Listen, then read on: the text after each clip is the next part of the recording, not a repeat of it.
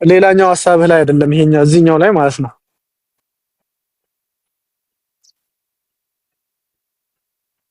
ያነሳው በትምህርት ረገድ ፕሮፌሰሩ እየወሰደ ያለውን እርምጃ አደንቃለሁ ስላልኩኝ ነው። በተማሪዎች ረገድ ነው በነገራችሁ ላይ በመምህራን አያያዝ ሳይሆን እኔ ያልኩት እኔ በትምህርት ጥራት አምናለሁ። ከኔ ጋር አብራችሁ የተማራችሁ ተማሪዎች ታቁኛላችሁ። እኔ ሰነፍ የምባል ተማሪ አይደለሁም። ከክላስ በደረጃ የምወጣ ልጅ ዩኒቨርሲቲም ስመረቅ በጥሩ ውጤት ነው የተመረኩት። ያን ግን ያደረገው ከጎን ያሉ ጎበዝ ተማሪዎች በመኖራቸው በጣም ሳይተኙ የሚያድሩ ተማሪዎችን እያየሁኝ ተበረታትቼ የነሱም ነገር በህይወቴ ላይ በጣም ለውጥ አምጥቷል ብዬ አስባለሁ። ተማሪዎች የትምህርት ጥራት ካለ የሚጠቀመው አንደኛ ተማሪውም ነው፣ ሁለተኛ ሀገርም ነው የሚጠቀመው ብዬ አስባለሁ። አሁን አንድ ተማሪ ማስተሬቱን ጭኖ ዶክትሬቱን ጭኖ መማር ማለት ባህሪ መለወጥ ነው አይደል? ትላንት ከነበርክበት ባህሪ ዛሬ ተሽለ መገኘት ነው እንጂ ወረቀት ለመያዝ ብቻ አይደለም። አንድ ተማሪ ዩኒቨርሲቲ ያጠናቆ ሲወጣ ችግር ፈቺ መሆን አለበት ብዬ አስባለሁ እንጂ የሌለ ችግር አምጪ መሆን የለበትም። ያ ደግሞ የሚሆነው ቢያንስ አስተማሪዎች ሊቆጣጠሩት በሚችሉት መንገድ ማን ምን አይነት ንቃተ ህሊና አለው፣ ክላሱ በትንሹ ምን ያህል ተማሪዎችን መያዝ አለበት፣ እነዚህ ተማሪዎች እስከወጡ በኋላ እነዚህ ሊቀበል የሚችል ኢኮኖሚ አለ ወይ? ዛሬ እኮ ዩኒቨርሲቲዎች 2002 ላይ የተመረቀ ተማሪ ስራ ሳያገኝ 2003 ላይ ይመረቅበታል፣ 2004 ላይ ይመረቅበታል። በዛ ላይ የኳሊቲ ነገርስ እንዴት ነው? ገብቷል አይደል? አይቲ ያስመረከው ተማሪ ፕሮብለም ሶልቭ ማድረግ ካልቻለ አይቲ ተመርቅ ያለው ከማለት በዘለለ ምንድነው ጥቅሙ? ምህንድስና የተማረ ሰውዬ በአግባቡ እንኳን ቤዚክ የሆነ ግንባታ እንኳን መገንባት ማይችል ከሆነ አጥር እንኳን ሲያጥር የተጣመመ አጥር የሚያጥር ከሆነ በባህላዊ መንገድ አናጺ የሆነ ሰውዬ ይሻላል ማለት ነው። ስለዚህ የኳሊቲ ጉዳይ አሁን ባለው ሁኔታ አይኖ ይገባኛል። ዩኒቨርሲቲ መግባት እየፈለጉ ሳይገቡ የቀሩትን ዲስአፖይንት ሊያደርግ ይችላል። በጊዜ ሂደት ግን ጥራት ያላቸው ተማሪዎች ይፈጠራሉ ብዬ አስባለሁ። ዘን ኢንቫይሮንመንቱ ይቀየራል ብዬ አስባለሁ። አስበህ ከሆነ አሁን እነዚህ ያነበቡ ሰዎች ዕውቀት ያላቸው ሰዎች መሀል ስትገባ ዕውቀት እንኳን ባይኖር ከሚያደርጉት ኮንቨርሴሽን አንተም ትማራለህ። ሁለተኛ አንተም ለማወቅ ትጓጓለህ። ምንም የማያውቁ ተማሪዎች ወይም ደግሞ ምንም የማያውቁ ሰዎች የተሰበሰቡበት ቦታ ላይ ኢቭን አንተ አዋቂ እንኳን ሆነ ብትገኝ አንተ ካላዋቂዎቹ እንዳንዱ ነው የምትሆነው። ስለዚህ ከትውልድ አንፃር ወደፊት አሻግረህ ስታየው ጥቅሙ እንደ ሀገር ነው ብዬ ነው ማስበውና እኔ ከኳንቲቲ ይልቅ ኳሊቲ ላይ መሰራቱ ዛሬ ወደ 31 ወደ 32 ዩኒቨርሲቲ አለ አይደል? ያዲ ገንብቶ እንትን ያለው 31ዱ በየጉራንጉር የተሰሩ ዩኒቨርሲቲዎች ምን አይነት ተማሪዎችን ነው የሚያወጡት እንዳያችሁት ነው። እና ከዛ አንፃር ነው ኳሊቲ ላይ መስራቱን ነው የወደድኩት ለማለት ፈልጌ ነው። ሌሎቻችሁ ኳሊቲ ላይ አልሰራም ነው አሁን ችግሩ። በደንብ ፖይንት እንድታገኘው እኔ አሜሪካን ሀገር አብዛኞቹ ተማሪዎች ወደ ዩኒቨርሲቲ ይገባሉ። ኢትዮጵያ ደግሞ 3% ብቻ ነው የሚገባው። ልዩነቱን ያመጣው ምንድነው ነው ከታች ጀምሮ ከኬጂ ጀምሮ እስከ 12ኛ ክፍል የተሰጠው የትምህርት አሰጣጡ ወይም ትምህርት ሲስተሙ ችግር አለበት፣ ማሻሻል ያለበት። ዩኒቨርሲቲ አትገቡም ማለት ሳይሆን ከኬጂ ጀምሮ የትምህርት አሰጣጡን ማስተካከል አለበት። ኳሊቲውን የሚያሻሽለው ያንን በማስተካከል እንጂ ኦልሬዲ የሱ ተማሪዎች ያልሆኑትን በቀድሞ የትምህርት ሲስተም የተማሩትን ዩኒቨርሲቲ አትገቡም ብሎ በመከልከል አይደለም። እነሱ ቢያንስ ቢገቡ ይሻላል ካለ መግባት።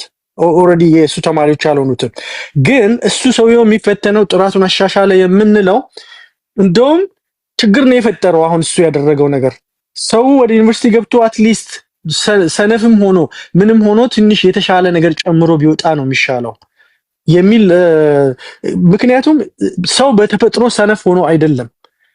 የተማሩበት የትምህርት ሲስተም ነው ልጆቹን እንደ አንተ አሁን የጠላኸውን አይነት ማንነት ይዞ እንዲወጡ ያደረጋቸው። ምንም አያውቁም ያልከው ትክክል ነው። እንግሊዝኛ መናገር አይችሉም። እንግሊዝኛ ኢንፋክት ዕውቀት ባይሆንም ማለት ነው። ግን ሐሳብን ራሱ መናገር አይችሉም እንዳልከው ኢንጂነሮቹ እንዲህ ያልከው ትክክል ነው። ግን የትምህርት አሰጣጡ ከታች ጀምሮ ጥራት ማሻሻል ማለት እሱ ያደረገው ነገር ሳይሆን ከታች ጀምሮ የትምህርት ሲስተማችንን ማስተካከል ነው ያለበት። እሱን ደግሞ እያየንም አይደለም ሲጀመር ማለት ነው። ስለዚህ እሱ ላይ ዝም ብሎ ፈተና መፈተን ሳይሆን ከታች ጀምሮ እሱ የትምህርት ስርዓቱን ቀይሮታል ወይ የሚለው ነው እና የሚያስፈራው ነገር እሱ ነው። ለምንድን ነው ራስን ልጠይቅ ለምንድን ነው ቆይ ቴዲ ይመልስልኝ። ቴዲ ለምንድን ነው አሜሪካን ሀገር ሁሉም ወደ ዩኒቨርሲቲ የሚገቡበት ኢትዮጵያ ደግሞ ሁሉን የማይገቡበት ምክንያት ምንድን ነው? ቴዲ አንተ መልስልኝ እስቲ። ቴዲ እኔ አልመልስለትም ይሄንን። ቴዲ የሚሰማችሁ ከሆነ ከጀርባዬ የሆነ ጩኸት አለና ፓርክ ያደረኩበት ቦታ ልቀይር። ኖይዝ አለ አይደል? የሚረብሽ ነገር አይመጣም፣ ወደኛ አይመጣም። አይሰማችሁም? ኦኬ፣ ጥያቄ ምንድን ነው? እሺ ኦኬ ቴዲ፣ ካናዳም ሆነ አሜሪካ 12ኛ ክፍል የሚፈተኑ ተማሪዎች አብዛኞቹ በጣም በቃ ሬርሊ ነው ዩኒቨርሲቲ የማይገቡት። አብዛኞቹ ኦልሞስት ሁሉም ማለት ይችላል ዩኒቨርሲቲ ይገባሉ።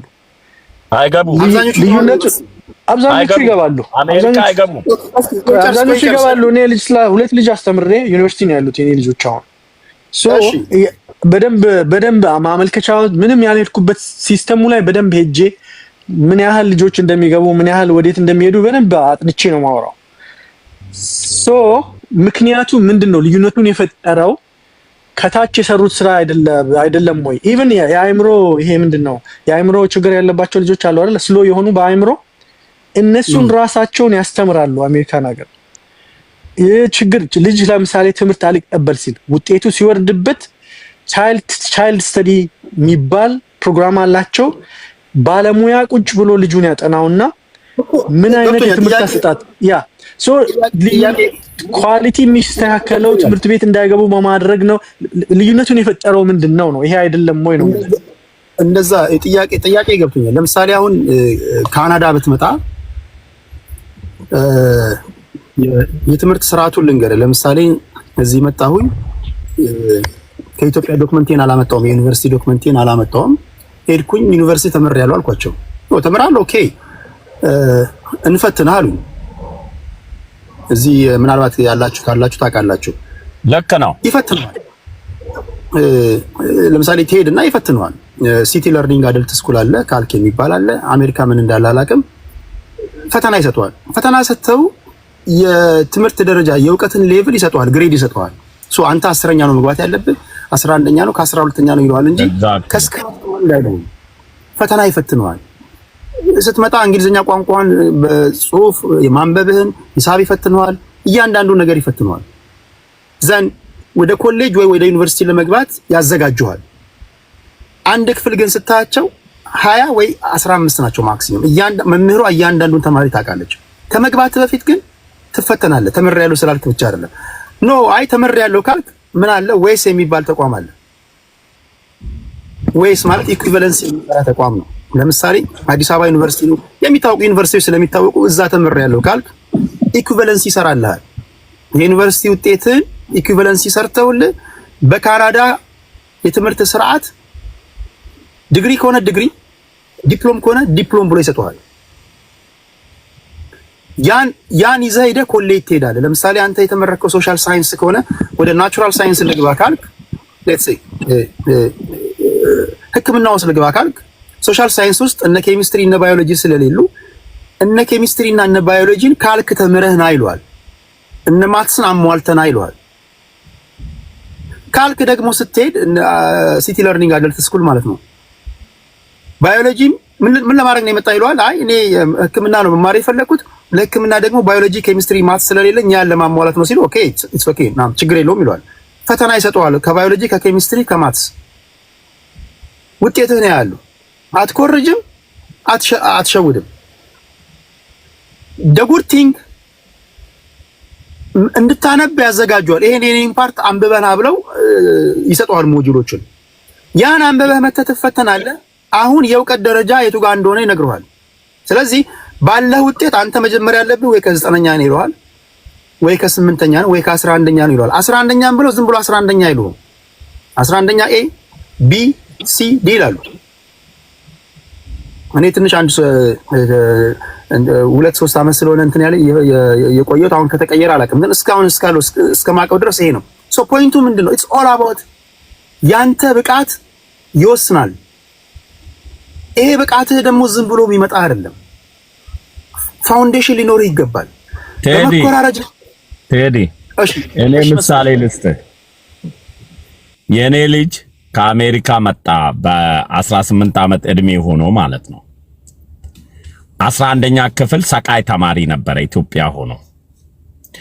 እኔ እዛ የተማርክበትን ዶክመንት ይዘ ምንን ይዘና እኔ ለካ ዶክመንት ይዞ እዚህ የሚያስገቡ መስሎኛል መረጃ ስለሌለኝ ማለት ነው። መጣ እድሜው 12ኛ ክፍል መግባት ነው የነበረበት እሱ እድሜው የሱ እድሜ ያሉት 12ኛ ወደ ዩኒቨርሲቲ መሄጃ ፖይንት ላይ ነው። እሱ ደግሞ ኢትዮጵያ 11ኛ ክፍል ላይ ነበረ እድሜውን ሲያዩ ማለት ነው። ከዛ ፈተና ሰጡት። ፈተና ዶክመንቱን አላዩም ስንተኛ ነበርክ ምናምን የሚል የለም። ፈተና ሰጡት፣ ተፈተነ። ሲፈተን እንደውም እሱ ምን አረጉ 12ኛ ሃፍ ሰዓት 12ኛ እየተማርክ ሃፍ ደግሞ የኮሌጁን ትማርና በሚቀጥለው ፈተና ኮሌጅ ነው የምትሄደው ተባለ። እንግዲህ ከኢትዮጵያ የመጣው በ11 ነው ልንገር 12ኛ አልተማረም ኢትዮጵያ። ፈተናውን የሰጡትን ፈተና ሲፈተን 12ኛ ክፍል ግሬድ አመጣ። እንደውም ከ12ኛ ፖይንቱ ሃፍ ኮሌጅ የሚያስገባው ስለነበረ ሃፍ ሳምንት ኮሌጅ ይማራል፣ ሃፍ ሳምንት ደግሞ 12ኛ ክፍልን ይማራል። ልክ ፈተና 12ኛ ሲፈተን ሰቃይ ተማሪ ሆኖ አመጣ። ራዲዮሎጂስት ገባ። አሁን ጨርሶ ማስተርሱን እዛው አስቀጠሉት ትምህርት ቤቱ ማለት ነው። የሚለኩህ የኢትዮጵያ የትምህርት ፖሊሲ ውድቀት ሆኖ ሳይሆን የስነ ምግባር ውድቀት ነው። ኢትዮጵያ ያለን የስነ ምግባር የተማሪዎች የስነ ምግባር አሁን ወንድሜ ሁሉ ምንድነው የሚለው ለደካማ ተማሪዎች ማበረታቻ ይሰጣሉ አለ። እውነት ነው። እኛ ያንን ኢኮኖሚ የለንም። እኛ አሜሪካ ውስጥ የሚደረገው ለአንድ ተማሪ አንድ መምህር 2 ሰዓት 3 ሰዓት ጊዜ ተሰጥቶት እንዲጠነክር የሚያደርግ የለም። የአሜሪካ ፖሊሲ እንደውም በጣም ተደግፈህ እንድታልፍ ሳፖርት ተደርገ ነው። አሜሪካ ኢትዮጵያ ውስጥ ያሉ መምህራኖች እኮ ዕውቀት እንዲወርቅ ፈተና ተፈተነ እንድታልፍ ሳይሆን እንድትወርቅ ነው የሚያደርጉ። በቃ በቻሌንጅ ነው ኢትዮጵያ ውስጥ የሚታለፈው። እዚህ እንደውም በቃ በዊልቸር ደግፈው ነው ወደ ዩኒቨርሲቲ የሚያስገቡ፣ ደግፈው ሳፖርት ሰጥተው። አሁን ወደ ዶክተር ፕሮፌሰር ብርሃኑ ነጋ እንምጣ። እውነት ለመናገር እኔና ቱሉ በምን ምላሳችን በምን ዕውቀታችን ሰው ስንተች አንድ ተራ ወታደር ኮሎኔል አይተችም፣ ጀነራል አይተችም። የውጊያ ስልት እንዲህ ነው ብሎ ዶክተር ብርሃኑ እድሜ ልኩን በማስተማር የኖረ ሰው የትምህርት ካልኩለሙ በኔና ቱሉ ጭንቅላት መገምገም ትንሽ መንጠራራት ስለሚሆንብን ቱልዬ ግድ የለም። የአሜሪካ የትምህርት ፖሊሲና ኢትዮጵያ ውስጥ ያለ የትምህርት ፖሊሲ በዶክተር ብርሃኑ እኔ ጥሩ ደካማ ተማሪ ተግበስብሶ ዩኒቨርሲቲ ገብቶ ወጥቶ እኔ የምሰራውን ያክል እንኳን ዕውቀት ያለው እኔ ጋር እኔ ቴዲ ኢትዮጵያ 80 ሰራተኛ ነበረኝ አንድ ድርጅት እየመራው ማለት ነው። እኔ ትምህርቴን የተውኩት በገና 8ኛ ክፍል ላይ ነው። ውትድርና ውስጥ ነው የቆየሁት። ግን ዶክተሮች ከዩኒቨርሲቲ የተመረቁ ማስተርስ ያላቸው ፕሮጀክት ኦፊሰሮች ምናምን ቀጥሬ እኔ በምላሴና በታክቲክ መራቸዋለሁ። ይሄንን እንዲያርጉ፣ ይሄንን እንዲጻፉ፣ ይሄንን እንዲያርጉ ብዬ ኮርዲኔት አደርጋለሁ። አንዳንዶቹ ወዳጄ ዩኒቨርሲቲ ተመርቆ የገቡተውና አማርኛን በደንብ መጻፍ ማይችሉ ግን ዲግሪ ያላቸው እንግሊዘኛን ተው ኦፍ ኮርስ yes እኔ ይበልጣቸዋለሁ። 2 መስመር እንግሊዘኛ ጻፍ እስኪ ብትለው ሰላምታ ጻፍልኝ ብትለው መጻፍ አይችሉም አብዛኛዎቹ። አይ ቲንክ ዶክተር ብርሃኑ ይሄ ዝም ብሎ በቃ ዩኒቨርሲቲ ገብቶ ወጥቶ የሚያዛጋው ሳይሆን ዩኒቨርሲቲ ገብቶ አንድ ሰው በኮምፒውተር ሳይንስ ተመርቆ የመመረቂያው ውጤት ስራ የሆነ ፈጠራ መሆን አለበት። ኩራዝ እንኳን ፈጥሮ መውጣት አለበት አንድ ሰው። አሜሪካ ውስጥ ከቶሪ በላይ እኔ ልጄ ሲማር ያየሁት ተግባር ነው በብዛት የሚማሩት። ቶሪ የተወሰነ ሰዓት ይማራሉ። አብዛኛውን ጊዜ ፕራክቲስ ላይ ነው፣ በተግባር ነው ሲማሩ ማያቸውና ኢትዮጵያ ውስጥ ያለ የትምህርት ካልኩለም በዶክተር ብርሃኑ እኔ የተሻለ የትምህርት ውጤታማ ተማሪ ፈጥሮ ይወጣሉ። ስራ ከመንግስት ስራ ዝምበል እኔን የምትሰርቡኝ ሰዎች ምናል ባናድዳችሁ ነው። ግን ቴዲ ምናል ባናድዳችሁ ነው። ይሄ የሙያ መስፍኔ ሙያዊ እንዳይወሰድ ፖለቲካ አይደለም ያወራን ያለው። አይ አንተም እኮ ያለ ሙያህ ነው። እኔ አሁን ሙሉን ነው የሰጠሁት። አሁን አንተ ፕሮፌሰር ብርሃኑን የትምህርት ካልኩለም ጣለ ለመሆን ፕሮፌሰር ብርሃኑ በላይ አስተማሪ ነበርኩ ካልክ አም ሶሪ ይላለው። ቶሎ አንዴ አንተም አሁን ብርሃኑን የምትጠላው የፖለቲካ እይታውን ነው እንጂ የእውቀት ችሎታውን ካንተ የተሻለ ትምህርት ካልኩለም መገንባት እንደምችል በእርግጠኝነት አውቃለሁ። አንተ ግን እይታ ከፖለቲካ የጸዳ እንዳልሆነ ስለሚገባኝ ነው። ድምጽ ይሰማል። እንደዚህ አሁን እኮ አስቸጋሪ የሚሆነው መሰላችሁ፣ ትላንትና እንዲሆን የምንፈልገውን ስንናገር የነበረን ሰዎች እንዲሆን የምንፈልገውን ነገር ሲሆን አድራጊውን እናያለን። አድራጊው ማንም ሆነ ማንም እንዲሆን የምንፈልገው ነገር ከሆነልን ቴንኪው ማለት አለብን። ለምሳሌ በትምህርት ጥራት ጉዳይ ላይ ከምሁር እስከ መሀይም ያልተናገራለ፣ ዩኒቨርሲቲ ተማሪዎች ላይ ያላላገጣለ፣ አዲስ አበባ ላይ ጠጠር ብትወረውር 3 የአካውንቲንግ ተማሪ ተፈነክታለህ ያላችሁ አልተረታችሁም፣ አልተናገርንም፣ አልቀለዳችሁም። የዘንድሮ ዩኒቨርሲቲ ተመራቂ ያላችሁ አልተናገራችሁም። አሁን ደግሞ ሲሪየስ የሆነ ነገር ሲመጣ ጎበዝ ከሆንክ ዋኝተ የምትወጣበት በትምህርት ካሪኩለም ዙሪያ ነው እያወራን ያለው። ደካማ ከሆንክ ደግሞ በጊዜ ምንድነው የሚባለው ይሄ ጥሪን የምትፈልግበትን ነገር ነው እኮ እኔ የሚታየኝ። ትምህርት ለሁሉም አይደለም። ሌላው ይቅር፣ ዛሬ አብዛኞቻችሁ ማስተሬት ዲግሪ ያለኝ ዶክትሬት አለኝ የምትሉ ሰዎች፣ ዲግሪ ያለኝ የምትሉ ሰዎች አሁን ያሉ ተማሪዎች ተፈትነው በሚገቡበት መንገድ እያንዳንድ ተፈተን ብትባል ስንቶች ታልፋለህ? ብዙዎቻችሁ ትወድቃላችሁ። እንወድቃለን ወይ? ሁላችንም ጨምሬ ልናገር፣ ሁላችንም ብዙዎቻችን እንወድቃለን ብዬ ነው አስበው። ስለዚህ ይሄ ኢንጎሉ ምንድነው? ጎበዝ ከሆንክ ዋኝተህ ታልፋለህ፣ ታመልጣለህ።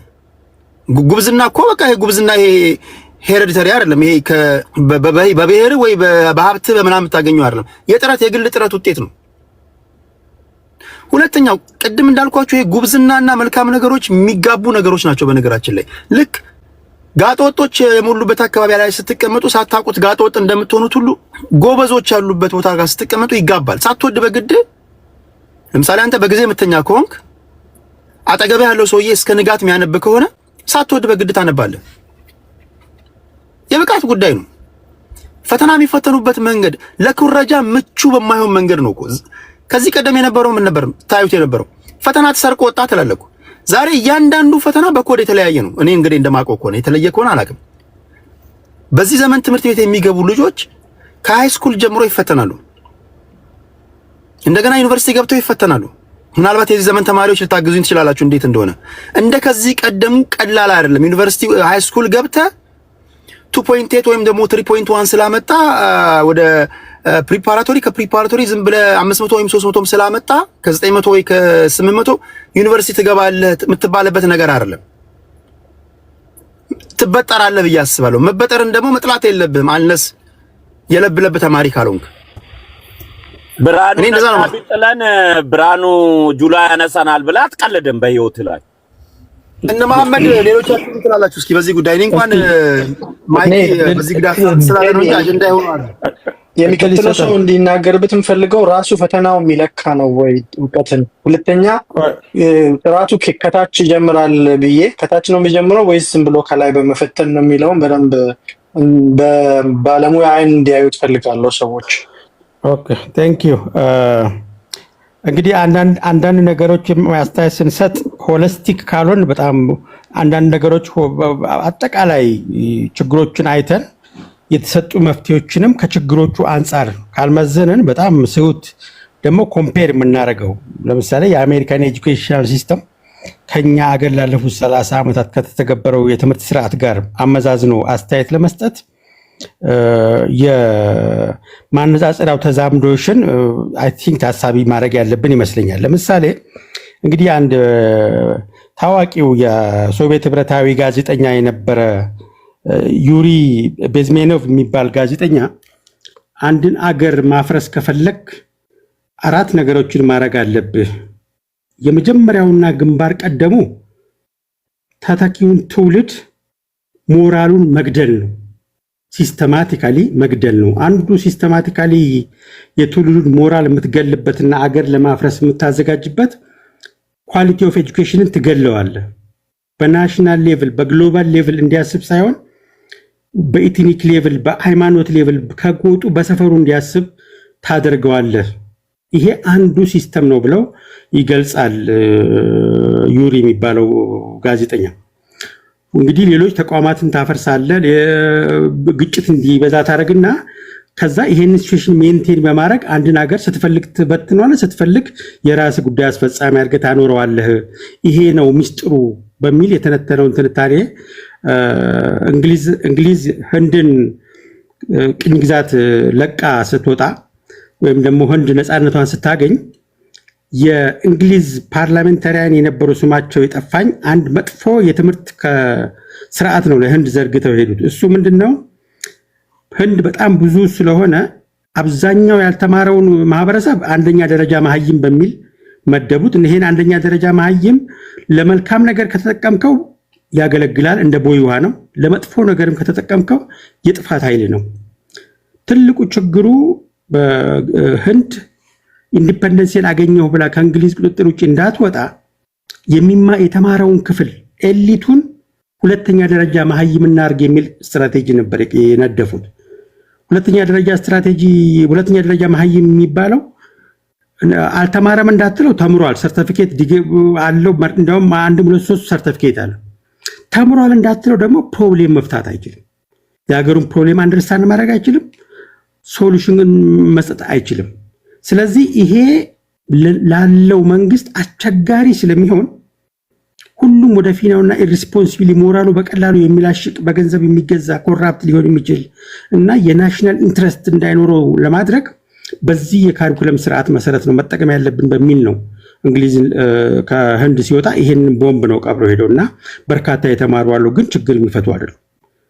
ኢትዮጵያ ውስጥ ስላለፉት 30 ዓመታት የተደረገውን በትምህርት ላይ የተፈጸመውን ጄኖሳይድ ይልቅ መባል ካለበት ኢትዮጵያ ውስጥ በትምህርት ላይ ወጣቱን ተተኪውን ትውልድ አርቆ እንዳያስብ ችግር ፈጣሪ እንጂ ችግር ፈቺ እንዳይሆን የትምህርት ጥራቱ እንዲወገድ በየክልሉና የእውቀት አድማሳቸው ራሱ እንኳን በብሔራዊ በአገር ደረጃ ይቅርና በክልል ሌቭል እንኳን ጥራት ያለው ትምህርት እንዳይሰጥ ሁል ጊዜ ብቻ ስለየብቻ እንዲያስብ ችግር የሚፈጥር ብቻ እንዲሆን አድርጎ የተመረጠውን በዚሁ ይዘን ነው የምንቀጥለው ወይስ ይሄ ትውልድ የተበላሸው ትውልድን የሆነ ቦታ ቁመን ከነሱ ሻል ያሉትን በትሬኒንግም በሰፖርትም አሻሽለን ነገ ላይ ደግሞ እንስራ በሚለው ላይ ነው እነ ፕሮፌሰር ብርሃኑ የወሰዱት። ቱ ቢ ኦነስት ፕሮፌሰር ብርሃኑ የወሰዱት እርምጃ በጣም ትልቅ ሪስክ ነው የወሰዱት።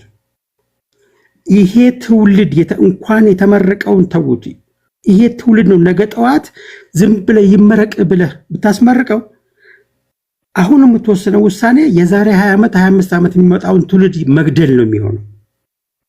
ስለዚህ ይሄ ትውልድ የተወሰነ ቦታ ላይ ዋጋ እንዲከፈል ታረግና ባይዘወይ ፕሮፌሰር ብርሃኑ በግላቸው ራሱ ገንዘብ አሰባስበው በህፃናት ላይ ለመጪው ትውልድ ላይ የተሻለ ትምህርት ጥራት ያለው ትምህርት እንዲሰጥም ነድፈው በግላቸው ራሳቸው ማንም የሌሎች ሚኒስትሮች ያላደረጉትን አሰርተዋል። እንደ መንግስትም ደግሞ ብዙ ከስር ጀምሮ ጥራት እንዲሆን ግን ይሄ ከስር የሚመጣው ትውልድ በጥራት ተምሮ ኃላፊነት እስኪረከብ ድረስ ግን እስካሁን ሲጣመም የመጣውን ትውልድ እንዳለ አሳልፈን ነው የምንቀጥለው ሲባል ፕሮፌሰር ብርሃኑ የወሰዱት እርምጃ ፐርፌክት ነው የነበረው። ምክንያቱም በኮታ እያሳለፍክ በወገንተኝነት እንዴ በጣም እኮ ሀገራችን ውስጥ ሀገርን እመራለሁ ብሔሬን እመራለሁ የሚል ሰው እኮ የናሽናል ኤግዛም እስከ መስረቅ ደርሰናል እኮ። ማሰረቅ እኮ እንደ ጀግንነት ታይቷል እኮ ጎበዝ። በጣም እኮ እንደ ሀገር ነው የተዋረድ ነው። ይሄንን በፈተና በመስረቅ የመጣን ነገ ጠዋት ስልጣን ሲይዝ በኮራፕሽን አገሪቷንም ገደል እንደሚከት እርስ በርስ እንደሚያባላ ግልጽ ነው፣ ምንም ጥርጥር የለውም። ዩሪ የተባለው አንድን አገር ማፍረስ ከፈለግ ትውልዱን አፍርሰው በትምህርት ጥራት ግደለው ብሎ የጻፈውን መጽሐፍ በተግባር የምናየው በዚህ ነው። ይሄንን ለማቆም ሕክምና ለመስጠት ጊዜያዊ ምርጡን ትወስዳለህ፣ ሌላውን ሌላ ስራ ላይ ትመድባለህ፣ ለመጪው ትውልድ ደግሞ ታመቻቻለህ። እንደዚህ አይነት እርምጃ ደግሞ ሌሎቹን ያበረታታል። በተጨባጭም ደግሞ የተወሰነ ፐርሰንት መሻሻል በውጤት ደረጃ ታይቷል። በአንድ ጊዜ ለወጣል አይለወጥም። አሁን ደግሞ ካልተወሰነ መቼ ነው የሚወሰነው? ቪሺየስ እንትኑ ይቀጥላል። እየተመረቀ ቢሮክራሲ ውስጥ እየገባ የሚመጣውን ትውልድ እየገደለ የፕሮፌሰር ብርሃኑ የወሰዱት እርምጃ በአብዛኛው ያልተወደደው ኢዚሊ ማለፍ የለመደን ኢዚሊ በቀላሉ መመንታፍ የለመደን ስለሚያስኮርፍና ነገ ላይ የሚያመጣው ኢምፓክት አሁን ማየት ስለማይቻል ብቻ ነው የሰሩት ስራ ያልታየን እንጂ ቱ ቢ ኦነስት እንደ አገር የታከምነውን እንደ አገር መፍትሄ የሚያመጣ በጣም ሊበረታታና ሊደገፍ የሚገባ እርምጃ ነው የወሰዱት የሚል እምነት ነው ያለኝ።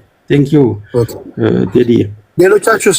ጉዳዩ ወደ ትምህርት ሄዶ አድማጭ ተመልካቾቼ ቴዲ ዛሬ ምን ጀመረ እንዳይሉን አጠራጠር እናድርገውና ወቅታዊ ነገሮች ካሉ ሀሳብ ሰተንበት እንለያያለን። ይሄ እግረ መንገዴን ነው የገባሁት። ወደ ቤት እየሄድኩ ትራፊኩ ጋብ እስኪል ካናዳ 2 ሲዝን ነው ያለው። አንደኛው ዊንተር ነው፣ ሁለተኛው ኮንስትራክሽን ነው። ዊንተርም እንደምታውቁት ነው ጭቃ በጭቃና ስኖ በስኖ ነው። ሰመር ደግሞ መጣ ስትሉት ኮንስትራክሽን። እኛ ጋርም እንደዛ ነው። ሚኒሶታ ቴዲ እዛም እንደዛ ነው። አዎ አሁን ኮንስትራክሽን መንገድ ዝግ ነው። ሄዶ በረዶ ወደ ኮንስትራክሽን እንዳልገባ ቶፒኩ ላይ ስቲክ እናድርግና እንዳልገባ ቶፒኩ ላይ አንዴ ቃልቻል ተቀውና ወደ መሐመድ ዋነኛነት ይሄን ጨርስ። አንዴ መስመር ላስይዘውና ሰጣችኋለሁ። ይሄንን አንድ ዙር ከጨረስን በኋላ በትምህርት ጉዳይ ላይ ማውራት ለሚፈልጉ ሰዎች አጀንዳውን ሰተናቸው እነሱ በየቤታቸው ሲያወሩ እንሰማለን። ዋነኛነት ግን እግረ መንገዳችንን ከመጣን አይቀር ይሄን መጀመሪያ እንጨርሰዋለን። አንኳሩ ጉዳይ ቀደም ሲል ስናገር ነበረ። የኤርትራ መንግስት በተለይ ለሻዕቢያ መንግስት ቅርበት ባላቸው ልሳኖቻቸው በኩል የምጽዋን ወደብ እንዲጠቀሙ ለቲፒኤልኤፍ ሰዎች እንደፈቀዱላቸው የሚያሳብቁ መረጃዎች ወጥተዋል። ቲፒኤልኤፎች እንግዲህ ከፍተኛ አመራሮቻቸው ወደ ስብሰባ እንደገቡ ሰምታችኋል። ያለው ውጥረት ወደ ጦርነት ድጋሚ የሚከተን ነው የሚመስለው። ወደ ድጋሚ ደግሞ ለጦርነት ምንገባ ከሆነ እንደከዚህ ቀደሙ አይሆንም። አንዳንድ አሰላለፎች ይቀየራሉ። ኦብቪየስሊ ሻዕቢያ ከፌደራል መንግስቱ ጋር መቆም ሳይሆን ከቲፒኤልኤፎች ጋር ይቆማል። እነ ግብጽ ጣልቃ ይገባሉ፣ እነ ሱዳን ይገባሉ። በዛ በኩል የኦነግ አለ፣ በዚህ በኩል የፋኖም አለ። እንደገና የኦጋዴን ነፃ አውጪ ግንባርም እንደዚሁ እንደምታውቁት ነው።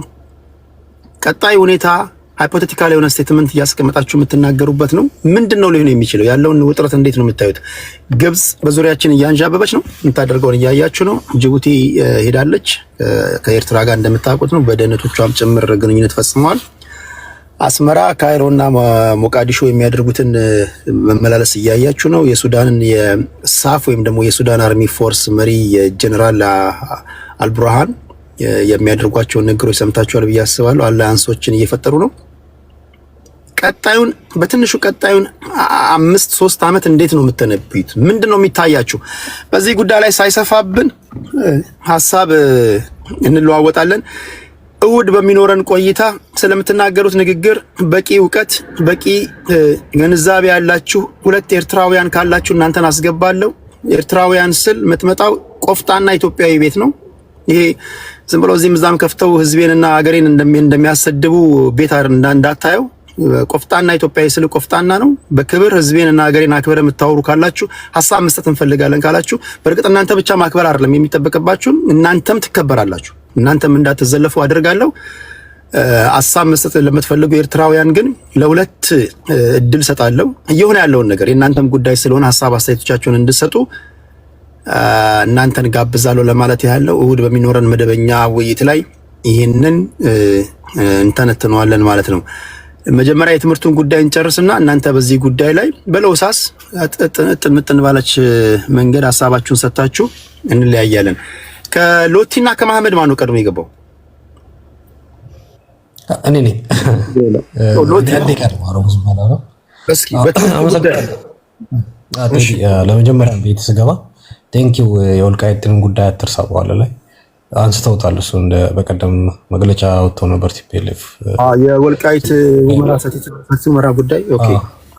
የፌዴራል መንግስትና የአማራ ክልል መንግስትንም ወቅሰው ነበርና እሱንም አንስተውታል። አስተላለፉ ምናልባት እንደምናስበውም ላይሆን ይችላል ማለት ፈልጌ ስለ ትምህርቱ ጉዳይ ብዙም ረጅም እውቀት ባይኖረኝም እኔ እንትኖች እነዚህ ጥራት የሚባል ነገሮች ላይ አምናለው። ጥራት ያስፈልጋል። ግን ጥራት ሲባል ተማሪዎችን በመፈተንና ወደ ትልቁ ተቋም ወደ ዩኒቨርሲቲ እንዳይገቡ በማድረግ ነው ወይስ ከታች አንስተው የጥራት ስራዎች ላይ ወይ ደግሞ የትምህርት አገልግሎት መሳሪያዎች አቅርቦት እንደዚህን በማቅረብ ነው ወይ የሚለው እሱ ራሱ ሌላ እንትን ነው። ተማሪዎችን እየፈተኑ ብቻ ወደ ትልቅ ተቋም እንዳይገቡ በማድረግ በማሳነስ ውስን ተማሪዎች ዩኒቨርሲቲ በማስገባት ጥራት ይመዘናል ወይ? የሀገሪቷስ ኢኮኖሚ ለምሳሌ ከሃይስኩል ጀምሮ ላቦራቶሪዎች አሉ፣ የተለያየ የትምህርት እንትኖች መሳሪያዎች ያስፈልጋሉ። በዛ ደረጃ አለ ወይ? የዛሬውን የጥራት ፖሊሲ ደግሞ ስንደግፍ የትላንትናውን በዜሮ ማባት ያስፈልጋሉ። የትላንትና ምን አይነት ነገር ውስጥ ነበረ እንደ ጨለማ ማየት ያስፈልጋል። ለምሳሌ በ27 ዓመት ውስጥ የትምህርት ቤት መስፋፋት፣ የዩኒቨርሲቲ መስፋፋት፣ የሃይስኩሎች ኤሌመንተሪዎች መስፋፋቶችን እንደ ውድቀት አድርገው ወይ እንደ ጨለማ አድርገው ማንሳትም ትክክል አይመስለኝም። ብዙ ኪሎ ሜትር ርቀት ሄደው ሲማሩ የነበሩት በየቀያቸው በየሰፈራቸው ትምህርት ቤት ገብቶ በዛ ደረጃ ራሱ ትምህርት ማግኘቱ የጥራቱን ጉዳይ በሂደት ነው። እንግዲህ ጥራት በአንዴ አይመጣ በሂደት ነውና ያንን እንደ ጨለማ ዘመን አድርጎ ወይ ደግሞ ትክክል እንዳልነበረ ማድረግም አስፈላጊ አይመስለኝም። ወደ ጥራት መገባቱ ጥሩ ነው። ግን እኔ ጥራት የሚመዝነው ከምን አንጻር ነው? ጥራት የሚመዘነው ፕሮፌሰር ብርሃኑ ነጋ ብዙ ተማሪዎች ወደ ዩኒቨርሲቲ እንዳይገቡ በማድረግ ነው ወይስ ከታች አንስቶ ጥራቶች ከኤሌመንተሪ አንስቶ እስከ ዩኒቨርሲቲ ደረጃ ያለውን የትምህርት መሳሪያ አቅርቦቶችን በአግባቡ መንግስት በማቅረብ ከዛ ደረጃ። ሌላው ደግሞ እኔ ዩኒቨርሲቲ ላይ ሌላ ማልደግፋቸው ምንድናቸው ወደ ዩኒቨርሲቲ በብዛት ተማሪ ከመግባቱ ይልቅ የፈጠራ ስራዎች መንግስት የተለያየ ተቋማቶችን የተለያየ በኢኮኖሚ በአገር ግንባታ ላይ የሚያደርጉ በኢንጂነሪንግ ደረጃ የሚሰሩ ስራዎችን ከታች ድሮ አለ ይሄ ቴክኒክና እንትን የሚባል ነገሮች ነበሩ። በዛ ደረጃ ያንን አቅርቦቶች አሉት ወይ መንግስት? ያሁላ ተማሪ ከሃይስኩል ከፕሪፓራቶሪ ወደ ዩኒቨርሲቲ እንዳይገባ ሲደረግ ያሁላ ተማሪ ምንድነው ጣፋንታው? ዩኒቨርሲቲ አለመግባቱ ጥሩ ሆኖ በጥራት ላይ ሲወድቅ ጥሩ ሆኖ ግን ዩኒቨርሲቲ ሄዶ ጊዜውንና ዘመኑን ከሚጨርስ 4 ዓመት 5 ዓመት እዛ ከሚጨርስ ሲወድ ደግሞ ተንጓሎ ሲቀር በዛ ያሁላ ብዛት ምንድነው የሚሰራው? ምንድነው ያዘጋጀለት መንግስት? ለዛ ነው ቅድም መስፍን ያነሳው ፕሮፌሰር ብርሃኑ ነጋ ቢጥለው ብርሃኑ ጁላ ያነሳዋል የሚባል ነገር ያሁላ ወደ ጦር ነው የምናስገባው ትውልድ በዛ ነው እንዴ እንት የሚለው እና ይሄንን ኃይል ይሄንን ጉልበት ወደ ዩኒቨርሲቲ ሳይገባ የቀረውን ጉልበት መንግስት ምንድነው ለነሱ ያቀደላቸው ወይ ደግሞ ምንድነው የሚያዘጋጀለው? ሀገሪቷስ ያላት ኢኮኖሚ ምንድነው? በነገራችን ላይ ዩኒቨርሲቲ የገባ ብቻ ነው ሀገር የሚገነባው። ከታች ያለው ይሄ በተወሰነ ፕሪፓራቶሪ ሃይስኩል የተማረው ኃይልና ጉልበት ራሱ የፈጠራ ስራዎች ላይ የተለያየ ስራዎች ላይ ቢሰማራ ሀገር መቀየር ይቻላል። እስኪ አንድ ጥያቄ አሁን ቢነሳብህ እንዴት ትመልሳለህ? ለምሳሌ ባለህበት ሀገር አይዶ ነው ከኢትዮጵያ ውጭ ነው ያለው? ኢትዮጵያ ላይ ኢትዮጵያ ነው ያለው። ከኢትዮጵያ ውጭ ያላችሁ ሰዎች ተቀጥራችሁ የምትሰሩት ስራ ሁላችሁም የመንግስት ስራ ነው? መንግስት የፈጠረላችሁ የስራ እድል ነው ወይስ ግለሰቦችም ጋርም ተቀጥራችሁ የምትሰሩ አላችሁ? ወይስ በራሳችሁ የምትሯሯጡ አላችሁ? ሀገራችሁን ለቃችሁ ስትወጡ? አሁን እኔ ባለውበት ሀገር ኢትዮጵያ ውስጥ መከላከያ ራሱ ማሰልጠኛ ነው። መከላከያ ድሮ ወታደር ቤት ነው አይደለም የሚታወቀው። እንደ መከላከያ የቴክኒክ ማሰልጠኛ ተቋም ያለበት ማዕከል የለም አሁን ኢትዮጵያ ውስጥ። ስልጠና ነው የሚሰጠው። ቆይ መከላከያ ብለህ አሁን መከላከያ አንድ የስራ ዘርፍ አድርገህ ትምህርት ያልሆነላቸው አልተሳካላቸው እዚህ መግባት ይችላሉ ካልክ፣ በነገራችን ላይ መከላከያ ነፃ ኢንስቲትዩሽን አይደለም፣ ከመንግስት እንትን ያለ አይደለም። እና ሰዎች አሁን ለምሳሌ እኛ ያለንበትን ነው የምልህ። አሁን ለምሳሌ እኛ ራሳችን እንደ ማህበረሰብ ያለንን ንቃተ ህሊናው አብዛኞቹን ብታያቸው ምን አይነት ማህበረሰብ ነው ያለን? ራስው እንደ ህዝብ ስራ የሚንቅ ነው፣ ስራ የሚያከብር ማህበረሰብ ነው ያለን። ኢቭን ከሀገር ወጥቶ አንዳንዱ የሚጸዳዳ ነው ያለን። እንደ ሀገር ከሶስተኛ ዓለም ሀገር የመጣን መሆናችንን እንረሳለን። ስራ የሚመርጥ ነው ያለው። ስራ ይመርጣል የምትለውን ለምሳሌ ማህበረሰብ ውሰድና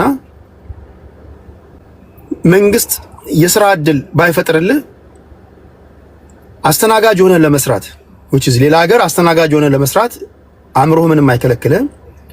ኢትዮጵያ ውስጥ አስተናጋጅ ሆነ ብትሰራ ከአንድ የመንግስት ሰራተኛ በላይ ገንዘብ ታገኛለህ፣ ግን አትሞክረውም።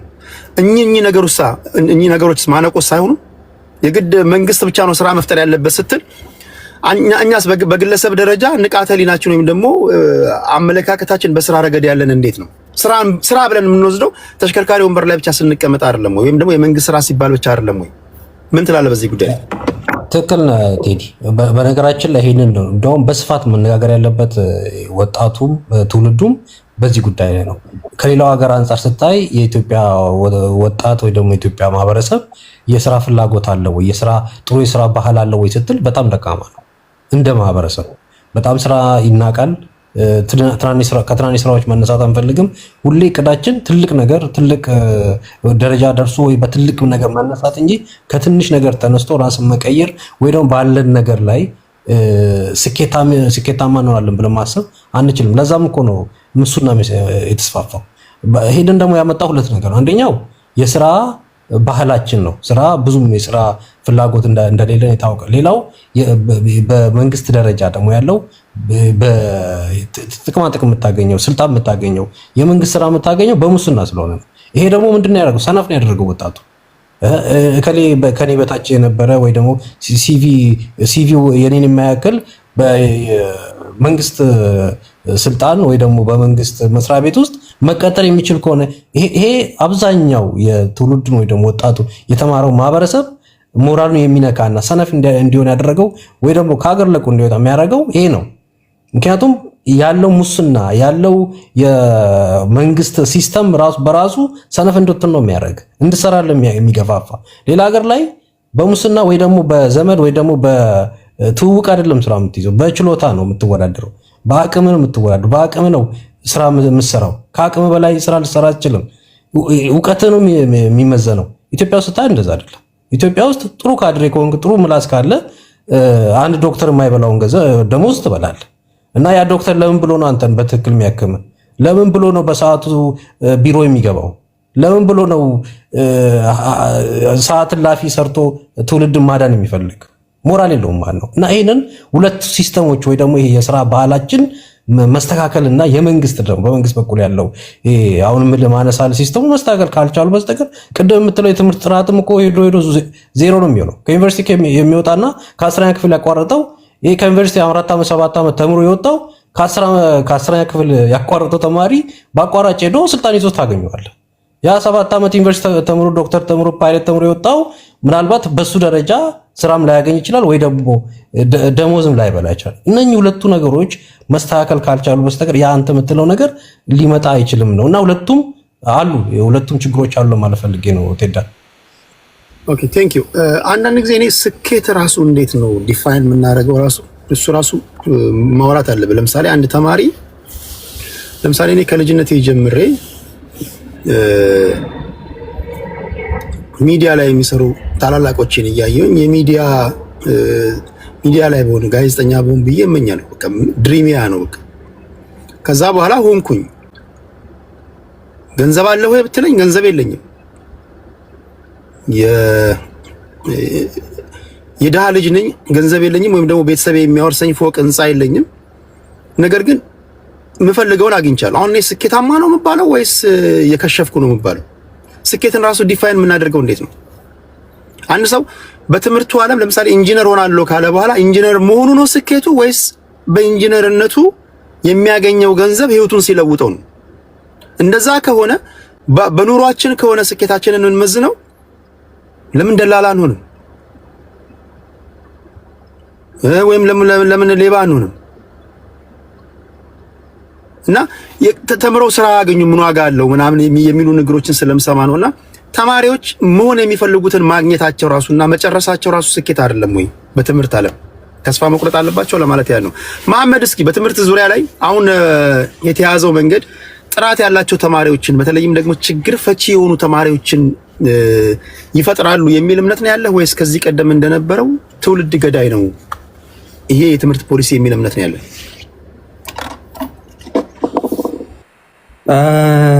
በጣም ሰፊ ቶፒክ ነው የተነሳው። ቤዚካሊ በጉዳዩ ላይ ሰፋ ያለ ታንጅብል የሆኑ ኤቪደንሶች ይዘን ካልሆነ በስተቀር የሚሆነው ምንድን ነው ካለን የፖለቲካል ፖይንት ኦፍ ቪው ምናምን ነው ያወራችሁት ሊያስብል ይችላል። እና ምናልባት ጊዜ ሰጥተህ ሌላ ጊዜ በደንብ አገሪቱ ላይ ያለው የትምህርት ፖሊሲ ምን ይመስላል፣ ላለፉት 30 ዓመት ምን ላይ ነበረ ፎከስ ተደርጎ ሲሰራ የነበረው፣ ምን አቺቭ አደረጉ፣ ምንስ ጎደለ፣ በዛ ሂደት ውስጥ የተፈጠሩት ጋፖች ከምን ጋር ተያይዘው ነው የሚለውን ነገር አሰስመንት ያስፈልጋል ብዬ አምናለሁ። 5 ዓመት ፍራንክሊ ስፒኪንግ አንድን ካሪኩለም ለመገምገም በቂ ነው ብዬ አላምንም። ምክንያቱም ከታይ ጀምሮ ፍሬው መታየት አለበት ብዬ አምናለሁ። አሁን የተጀመረው ምንድነው መሀከል ላይ የተጀመረ ስለሆነ ሁሉም ኮምፕሌን እንደሚያደርገው እንደውም ሰሞኑ እያየሁ ነበረ ሪላፕሲንግ ኢሊትሬሲ የሚል አንድ አርቲክል ማለት ነው። ኢትዮጵያ ውስጥ ሪላፕሲንግ ኢሊትሬሲ መሀይምነት ሪላፕስ እያደረገ ነው፣ የመሀይምነት ግርሻ። ሶ ዜር አር መልቲፕል ኢንዲኬተሮች አሉ። የቢሄቪራል ሳይንስ ምሁራኖች ናቸው ስለዛ ጉዳይ እየጻፉ ያሉት። ኢትዮጵያ ውስጥ የመሀይምነት ግርሻ እየተፈጠረ ነው። የዛ የመሀይምነት ግርሻው ደግሞ ያመጣው ይሄ ኤክስፐርቲስ ዴይዝ፣ በሁሉም ነገር ላይ ኤክስፐርት ያልሆኑ ሰዎች ወጥተው ያወራሉ። ሲናገሩ ደግሞ ቦልድ ኤንድ ኢኮ ያለው ንግግር ነው የሚናገሩት። they are not part of that topic ወይም ደግሞ that አጀንዳ። ግን ኤክስፐርቶቹ ስለሞቱ ወይም ደግሞ ኤክስፐርት ሞተዋል ነው በቃ አሁን የተባለ ያለው። ሶ ይመጣና የኤክስ ግሬድ ያላለፈ ሰው ይመጣና the higher ኮንሰፕት የሆነውን ጉዳይ በራሱ አውድ በራሱ ፍላጎት ሲያወራ ታያለ። እኒህ ነገሮች ሁሉ ምንድነው እንደምታቸው ሲባል it is all about relapsing illiteracy። መሀይምነት እየገነገነ መጥቷል። ሶ መሀይምነት ሲገነግን ደግሞ ራሽናሊቲ እየወረደ ነው የሚሄደው። ራሽናል አትሆንም። የፊት ለፊትህን እንደ ፈረስ ጋሪ ብቻ አንተ የምታገኝበትን ጥቅም ብቻ እያሰብክ ትሄዳለህ ማለት ነው። ይሄን ካልኩ ዘንዳ የኢትዮጵያ ያለፉት 30 ዓመታት የነበረው ምን ነበረ ከተባለ ሞር ኦፍ አክሰስ ላይ ነበር ሲሰራ የነበረው። እንደምታውቀው በቀደሙት ዘመናት ለምሳሌ የጥቁር አንበሳ የሜዲካል ስኩል ትሬኒንግ ስኩሉን ብታይ በፕሮፌሰር አስራት እሸቴ በነበሩበት ፕሮፌሰር አስራት ወልደየስ በነበሩበት ዘመን ለ10 ተማሪዎች ለ10 የሕክምና ተማሪዎች የተሰራ ፖዲየም ነው። ሶ ለ10 የሕክምና ተማሪዎች የተሰራ ፖዲየም በዛ ዘመን የኢትዮጵያ ፖፑሌሽን ምን ያህል ነበረ? አርዊ ፕሮዳክቲቭ በየአመቱ 10 ሰዎች ብቻ እያስተማርን ብንዘልቅ አሁን ላይ ያለንን የሄልዝ ከቨሬጅ እንትን ማድረግ እንችላለን፣ አቴን ማድረግ እንችላለን ነበር ጥያቄያቸው የነበረው። ሰው ምንድን ያደረጉት በየክልሉ ላይ ዩኒቨርሲቲዎችን ቢውልድ ማድረግ። ይሄ የግሎባል ፖሊሲም ስለነበረ አክሰስ ፎር ኤጁኬሽን በተለይ ፕራይመሪ ኤጁኬሽንን አክሰስ መጨመር። የተማረ ገበሬ የሚል ፕሮግራም ነበረ። ምናልባት ቴዲ ሰምተህ ከሆነ የተማረ ገበሬ ማለት 8ኛ ክፍል ላይ ነው የሚያናጥቡት። 8ኛ ክፍል ላይ ይቀራል። ከዛ በኋላ ምንድነው የሚያመርተውን ቃሪያ፣ ሽንኩርት በስነስርዓት ሚዛን ሳይቀሸብ መሸጥ የሚችል ገበሬን ፕሮዲውስ ማድረግ ነበር አንደኛው። ይሄንን ፕሮግራማቸውን በተለይ የቀድሞ ጠቅላይ ሚኒስትር መለስ ዜናዊ በነበረበት ሰዓት በስነስርዓት የተሰራው ምንድነው በተለይ አማራ ክልል ላይ ማለት ነው። አማራ ክልል ላይ ብዙ ተማሪዎች ከ8ኛ ክፍል ቀርተዋል።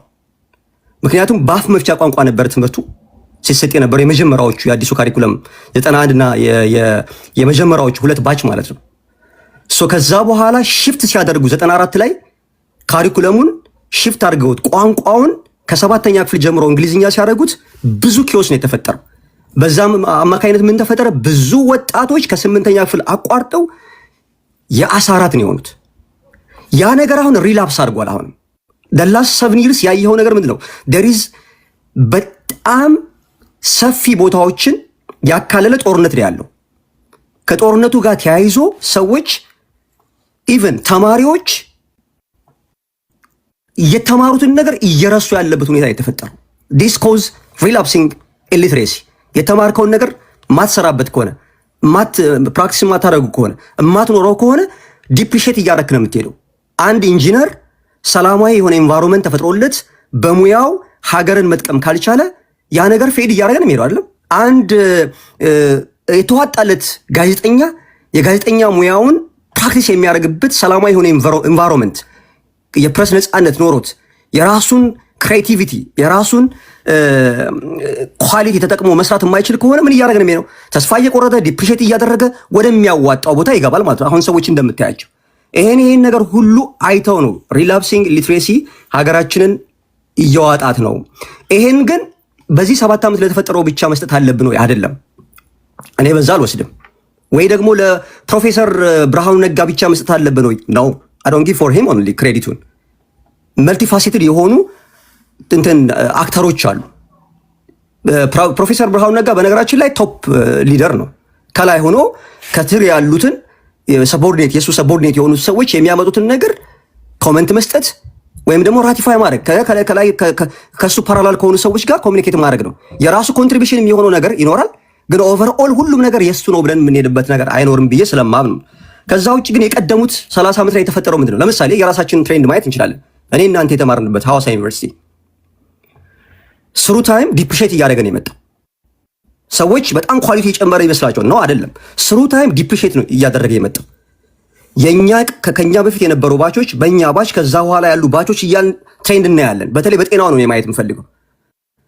በሕክምናውም አንድ ክፍል ውስጥ እኛ ሀገር ውስጥ 300 ተማሪ እኮ ይገባል። 300 የሜዲካል ስኩል ተማሪ 300። ኢማጂን አንድ የአናቶሚ እና ፊዚዮሎጂ መምህር ወይም የአናቶሚ መምህር እያንዳንዱን የሂውመን አናቶሚ ፓርት እያንዳንዷን ማለት ነው ላብ ውስጥ አስገብቶ የማሳየት ግዴታ አለበት። ሰው ዳት ሲወጣ ብቁ የሆነ ሐኪም እንዲሆን ማለት ነው። ነገር ግን አልነበረም። ያ ከምን አንጻር ነው? ያ ነገር ፖለቲካሊ ኢንስቲጌትድ የሆነ የሜዲካል ሴክተሩን የመግደል አጀንዳ ነበረ። ታስታውሳለህ? ቤተምንትን ላይ ተወካዮች ምክር ቤት ላይ ተቀምጦ ሐኪሞችን ጥያቄ ሲያነሱ የብር 5 አስገባቸዋለሁ ብሎ ሲፎከር ማለት ነው። የብር 5 እናስገባቸዋለን። ያ ማለት ከዛ በፊት የነበሩት ኳሊቲ ያላቸው ሐኪሞች አገራቸው ላይ ህይወትን መግፋት ሲያቅታቸው በየትኛውም የአፍሪካም የዓለም ሀገራት ምንድናቸው ተቀባይነት የነበራቸው ነበሩ። እንዲያውም ከሚመረቁት አብዛኛው ቦትስዋና ነበር የነበሩት። ይከን ቼክ ታገኘዋለህ። ቦትስዋና ኃይለኛ ሐኪሞች የሚከፈልባት የአፍሪካ ሀገር ነች። ያ በጣም ቻሌንጅ ሲያደርጋቸውና ሪቴን ማድረግ ሲያቅታቸው ምንድን ነው ያደረጉት? ኳሊቲውን ኮምፕሮማይዝ ማድረግና ተፈላጊነታቸውን ማሳጣት። ያም ብቻ አይደለም፣ ከሚመረቀው ውስጥ ለተወሰነ ጊዜ ሁሉንም ስራ ይሰጡ ነበር፣ ይቀጥሩ ነበር። ሪሰንትሊ ያለው ምንድን ነው? ምን ያህል ተማሪ ነው የሚመረቀው ኢትዮጵያ ውስጥ? ከ30 ምናምን ዩኒቨርሲቲ ውስጥ በጣም ብዙ ተማሪ ነው የሚመረቀው አይደለም? ግራጁዌት ስንት ፐርሰንት ነው ሪቴን የሚያደርገው ገቨርንመንት? 6%። እንትን ማድረግ ይችላል 6% ነው። ነገር ግን 6% ለምን 100% አልቀጠረም? አይደለም የሚሰጠው የኤጁኬሽን ሲስተም ኳሊቲው ራሱ ኢንተርፕረነርሺፕ ሪሰንትሊ ነው የተጀመረው። አንድ ሐኪም የኢንተርፕረነርሺፕ ኳሊቲ ከሌለው ትሬኒንግ ከሌለው ወጥቶ እንዴት ሌሎች ቢዝነሶችን በራሱ መሄድ እንዳለበት ላያውቅ ይችላል። ሲማር ምንድን ነው አልቲሜት ጎሉ የሚሆነው? ሐኪም ሆኖ ባለው የሀገሪቱ የሕክምና ተቋማቶችን ማህበረሰብን ማገልገል ነው የሚሆነው። ምክንያቱም ወደ ፕራይቬት ሴክተሩ ስትገባ አውት ኦፍ ዩር ኦውን ስኮፕ ሊያሰሩ ይችላሉ። ሜዲካል ኤቲክሱ ልጥስ ትችላለህ። ብዙ አይነት ነገሮች አሉ፣ የምታውቀው ነው። የፕራይቬት ሴክተሩ የሚተችበት 2 እስክሪብቶ ነው ይዘው የሚቀመጡት የፕራይቬት ሐኪሞች ይባላል። አንድ ሰማያዊ እስክሪብቶ፣ አንድ ቀይ እስክሪብቶ፣ በሁለቱም ያሰምሩልሃል። የሚሰራልህ ግን ላብራቶሪ ውስጥ አንደኛው ነው። አንደኛው ምንድነው? እዛ ቤት ውስጥ ለመስራት ግዴታ ነው። ያ ማለት ከህሊና ውጪ ማህበረሰብን የሚበዘብዝ ከህሊና ውጪ የሆነ ነገር እንድሰራ ግዴታ ያረጉብሃል ማለት። አልሰራም ካልክ መግፋት አትችልም ኑሮውን ማለት ነው። እንደዚህ አይነት ቻሌንጆች ተፈጥሯል ኢትዮጵያ ውስጥ። ለዚህ ትልቁ ችግር ምንድነው? ካሪኩለሙ የራሱ ኢምፓክት አለው። ካሪኩለሙ ኢምፓክቱ ስሩ ታይም የታየበት ምክንያት ደግሞ ምንድነው? የሀገሪቱ የተመራቂዎችን ቁጥር የመሸከም ካፓሲቲ ሎው መሆን፣ ኢኮኖሚያችን በጣም ደካማ መሆን፣ ያ ነገሮች ናቸው ያሉት እና ከአሜሪካ ጋር ኮምፔር የምናደርጋቸው ነገሮች አንዳንድ ጊዜ ያስቀኛል። አንዳንድ ጊዜ ማለት ነው እኛ ሀገር ውስጥ እኮ ትምህርት እኮ መምህር እኮ አንተን እኮ ቻሌንጅ በማድረግ ነው እንጂ በማስተማር አይደለም አይደል? መምህራኖች ራሱ አጋጥሞ አያውቅም። ባጠገቤ ስታልፍ ባጠገብህ እያለፍኩኝ ምናምን ገለመጥከኝ ብሎ ዲሌይ የሚያደርግ እኮ መምህር እኮ ያለበት እኮ የኢትዮጵያ ኤጁኬሽን ሲስተም። አይ ሪሜምበር ጎንደር ዩኒቨርሲቲ የሚማር አንድ ጓደኛ የኔ ባች ከመምህሩ ለምን እኔ ባለሁበት እንትን ጮክ ብለህ አወራህ ተብሎ ተማሪው ዲሌይ እንዲያደርግ ነው የተደረገው። ሜዲካል ስኩል የሚማር ማለት ነው። በጣም ከሚያስተምሩ ይልቅ ለራሳቸው ስታተስ ኮ የሚጨነቁ መምህራኖችም አሉ። እኔ እዚህ ሀገር መጥቼ ኮርሶች ወስጃለሁኝ። የተማርከውን ታገኛለህ፣ ያወቀውን ታገኛለህ። እና እኒህ ነገሮችን በደንብ ብናወራበት ደስ ይለኛል። ኦኬ